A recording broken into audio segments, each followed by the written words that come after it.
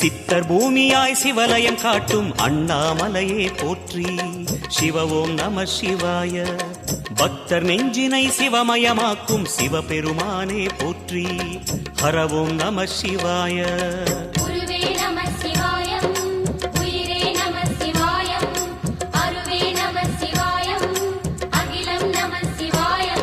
நம சிவாய நம சிவாய ஓம் நம சிவாய. நம சிவாய நம சிவாய ஓம் நம சிவாய.